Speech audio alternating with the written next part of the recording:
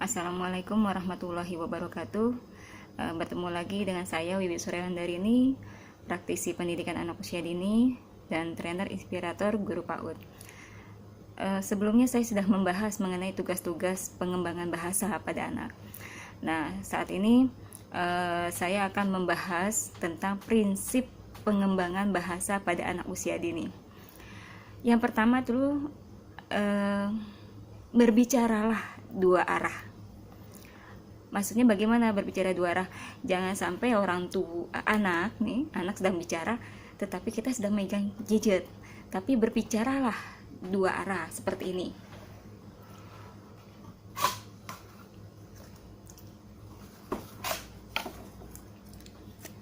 Ya. Ada anak bertanya kepada bundanya. Bunda,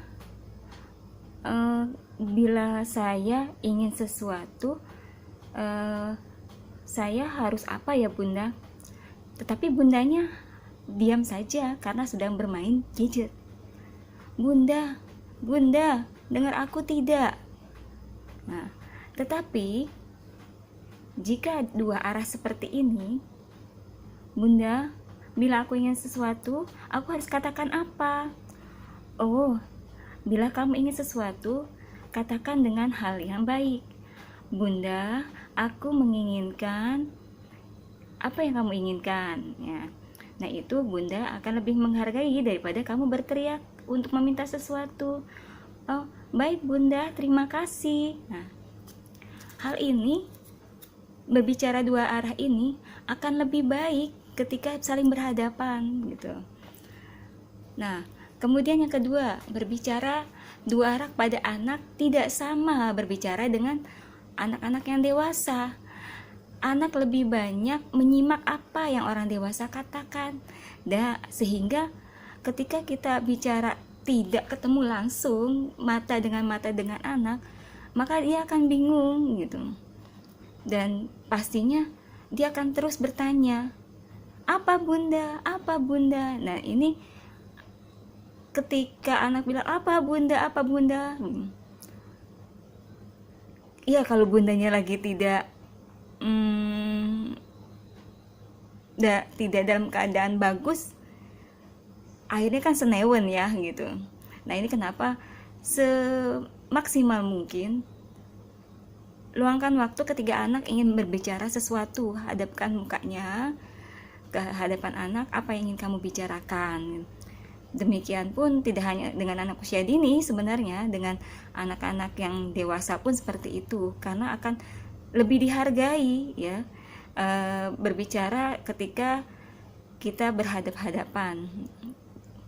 Kemudian selanjutnya adalah ketika anak dapat berkembang, pengembangan bahasanya ini adalah kita berulang kali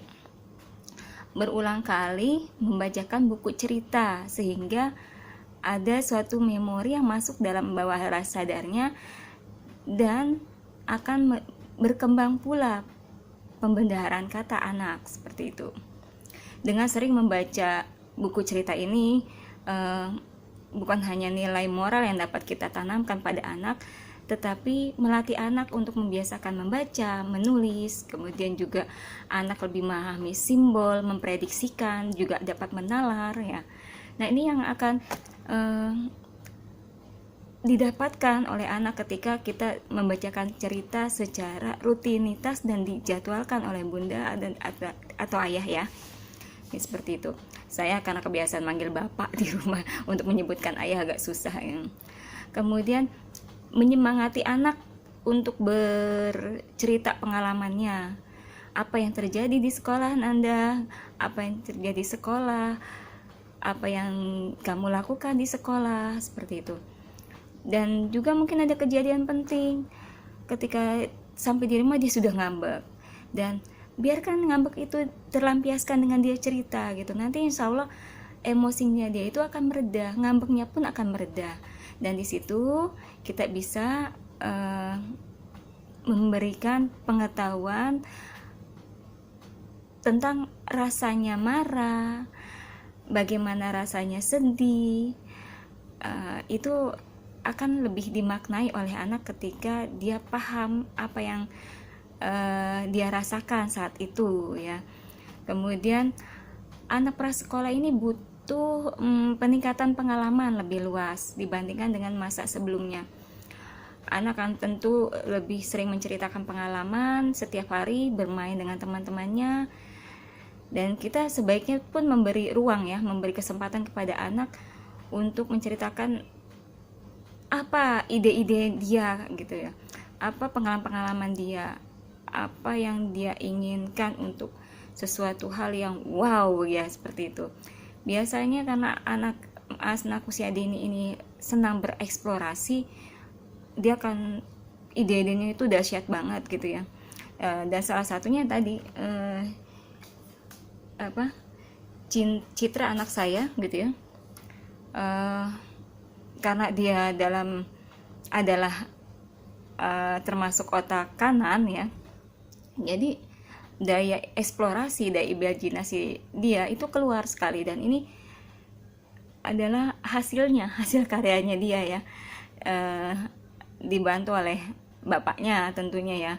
Tetapi ini idenya dia keluar, aku ingin seperti ini, ada cerita yang aku ingin eksplorasikan gitu, aku ingin bercerita dengan panggung, dan di situ ada gajah, ada 2 orang anak, ada ayah, ada ibu ya. Kemudian dia menceritakan apa yang ingin dia lakukan setelah boneka-boneka ini jadi ya. Lalu apalagi sih pengembangan yang lebih baiknya gitu ya, ajak kunjungi ke perpustakaan, ke toko buku gitu ya, buat kunjungan, buat jadwal seperti itu. Insya Allah mereka akan lebih mencintai membaca daripada gadgetnya ya. Ketika kita sering-sering ya, misalkan pun dia suka gadget tapi dia akhirnya memilih untuk membaca saja, dan dia akan meminta kita untuk menyediakan aplikasi untuk membacanya gitu ya.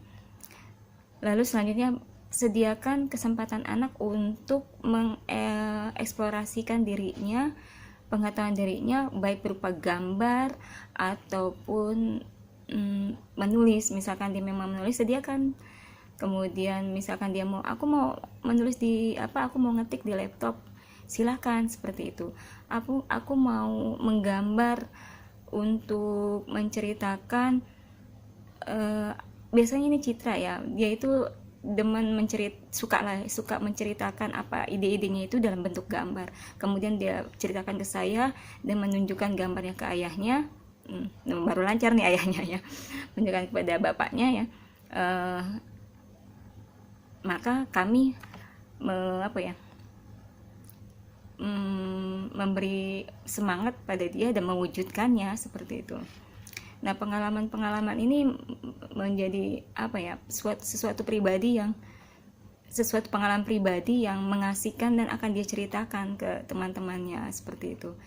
Ya, ketika sudah sampai sini, insya Allah prinsip-prinsip pengembangan yang tadi saya sampaikan, yang pertama yaitu bicara 2 arah, maknai pembicaraan, kemudian membuat jadwal untuk perpustakaan. Yang keempat, lebih sering bercerita kepada anak. Yang kelima, berikan kesempatan. Oke, terima kasih. Wassalamualaikum warahmatullahi wabarakatuh.